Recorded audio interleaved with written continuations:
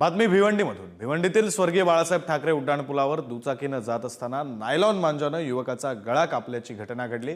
त्याला खासगी रुग्णालयात दाखल करण्यात आलं असून त्याच्यावर उपचार सुरू आहेत। प्रतिबंधित असलेला मांजा हा शहरात विकला जात असल्यानं उड्डाणपुलावरून जात असताना अडकलेल्या मांजानं युवक जखमी झाला। अशा मांजा विकणाऱ्यांवर कारवाई करावी अशी मागणी आता केली जाते। आपले प्रतिनिधी मोनिश गायकवाड फोन लाईन वरून आपल्यासोबत जोडले गेलेत। अधिकचा तपशील त्यांच्याकडून। मोनिश, नक्कीच भिवंडीतील स्वर्गीय बाळासाहेब ठाकरे उड्डाणपुलावर काल एक युवक कामावरून घरी परतत असताना ही घटना घडली आहे।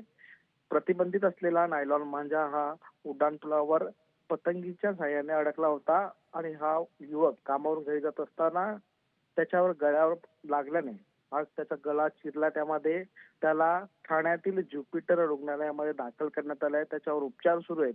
त्याची प्रकृती जरी स्थिर असली तरी हा प्रतिबंधित असलेला मांजा आजही शहरातील अनेक झोपडपट्ट्यांमध्ये सर्रासपणे विकला जातो। महानगरपालिकेकडून फक्त प्लास्टिकवर कारवाई केली जाते, परंतु अशा छोट्या मोठ्या दुकानांवर हा प्रतिबंधित असलेला मांजा आजही विकला जातो। याच मांजामुळे आज एक युवकाचा गळा कापलाय, परंतु मोठी घटना घडण्याच्या अगोदर महानगरपालिकेने ठोस पावलं उचलावी अशी मागणी सध्या नागरिकांकडून केली जाते। विक्रांत, खरंय मोनिश, या मागणीप्रमाणे ठोस पावलं उचलली जातात का, कठोर कारवाई केली जाते का आणि त्यानंतर तरी या मांजाची विक्री आणि खरेदी बंद होते का, हे सगळं पाहणं महत्त्वाचं असेल। धन्यवाद तुम्ही दिलेल्या या सगळ्या तपशिलासाठी।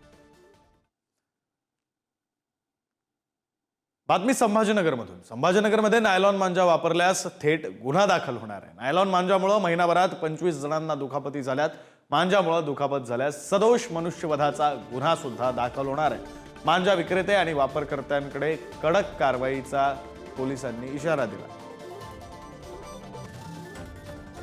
मांजामुळे दुखापत झाल्यास सदोष मनुष्यवधाचा गुन्हा हा संभाजीनगरात दाखल होणार आहे। मांजा विक्रेते आणि वापरकर्त्यांना हा इशारा पोलिसांनी दिलेला आहे।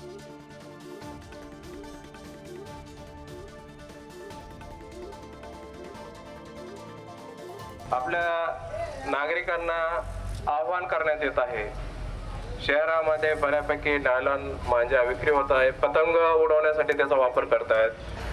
तर याचे नायलॉन मांजाचे दुष्परिणाम बऱ्याच जणांना त्यांचा जीवही गमावा लागला। पक्ष्यांनाही त्याचा खूप हानिकारक आहे। पक्षीही मृत्युमुखी पडतात। त्यामुळे आपल्या खेळण्यामुळे किंवा आपल्या निष्काळजीपणे कोणाचाही जीव जाऊ नये, त्यामुळे शहरात नायलॉन मांजा कोणीही वापरणार नाहीत याची सर्व काळजी घेतील।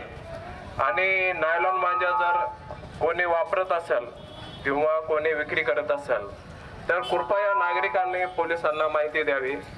त्याचं नावही आपण उघड करणार नाहीत आणि त्याला योग्य ते बक्षीसही देऊ।